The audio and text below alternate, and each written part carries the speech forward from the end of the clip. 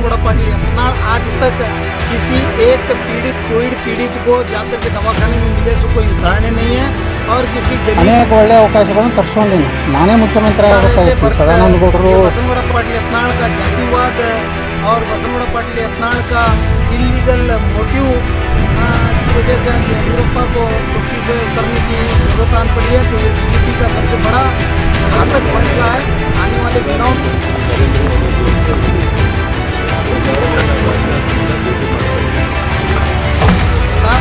But जो भी होगा राज्य में बीजेपी सरकार का एक गलत फैसला और बीजेपी नाम होने के सरकार पर फैसला।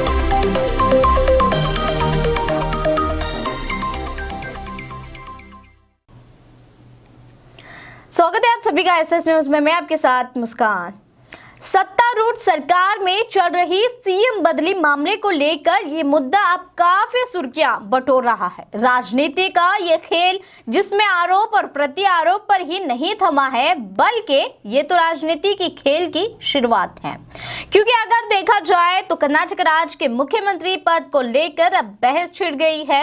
जिस तरह बीते दिनों में सीएम बीएस येडियुरप्पा ने खुद अपने इस्तीफा देने की बात जाहिर की थी, जिसका मुख्य कारण उनकी सेहत की खराबी बताई गई थी, तो वही इस मामले को लेकर अब सत्तारूढ़ भाजपा सरकार में मौजूद नेता आपस में टिप्पणी कर रहे हैं और खास तौर पर इसका निशाना सीधे तौर पर बिना नाम लिए सीधे भाजपा विधायक यत्नाल पर जाता है।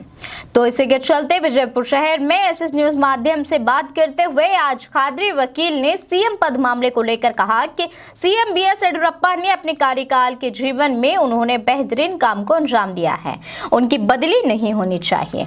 और इसी के साथ साथ यत्नाल पर निशाना साधते हुए खादरी ने कहा कि बीजेपी विधायक विजयपुर एमएलए ने कोरोना महामारी संकट में एक भी मरीज या फिर कोरोना से मृत हुए लोगों के परिजनों तक मिलने भी नहीं गए हैं।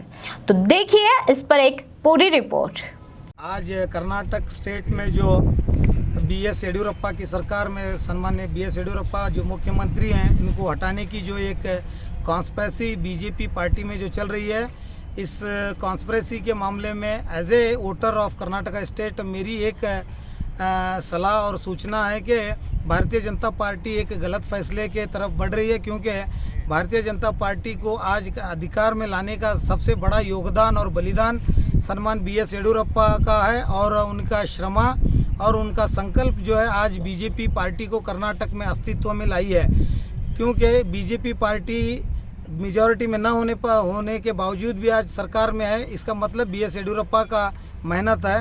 आज बसनगुड़ा पाटिल यत्नाल, सीपी योगेश्वर और विश्वनाथ के गलत नीयति और गलत सोच की वजह से बीजेपी को बहुत बड़ा नुकसान होने वाला है।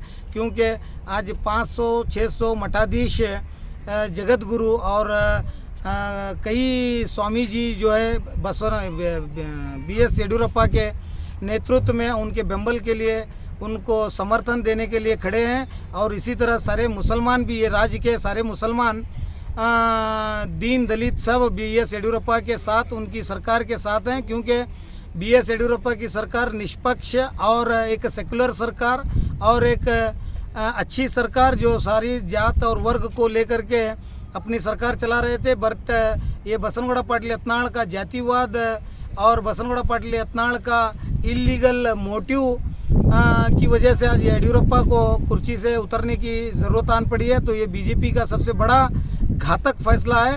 आने वाले दिनों में दीन दलित लिंगायत पंचमशाली और सारे समाज के लोग बीजेपी को उनका इस गलत फैसले का सही जवाब आने वाले असेंबली चुनाव में देने की ये तैयारी समझ लेकर के बीजेपी आगे बढ़े, ये मेरा आग्रह है। येडियुरप्पा की सरकार ने कोविड नियंत्रण में बहुत सक्सेसफुल और 100% इंटेलेक्चुअल काम किया है।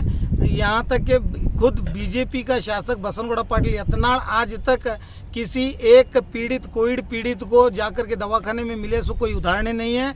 और किसी गरीब को, किसी कोविड पेशेंट के फैमिली को आज तक एक किट या उनको कि रेमडेसिविर इंजेक्शन या कोवैक्सीन इंजेक्शन का कोई इंतज़ाम नहीं किया। बसनगुड़ा अपना फेल्यूर छुपाने के लिए ये डाइवर्शन ऑफ माइंड करने के लिए येडियुरप्पा के पीछे ये गलत इल्ज़ाम करके उनको येडियुरप्पा को हटाने की कोशिश कर रहा है। आपको सीधे ये माध्यम के ज़रिए से सीधा बता रहा हूँ, ये बसनगौड़ा पाटिल यत्नाल सीपी योगेश्वर और विश्वनाथ MLC की और आनंद बेल्लद इन लोगों की एक कॉन्स्पिरेसी है और ये हाईकमांड को मिसलीड किए हैं, क्योंकि ये खुद CM बनने की सोच में एक अच्छे आडಳಿತ अधिकारी को, एक अच्छे राजकारण को इन्होंने अपमानित किया है।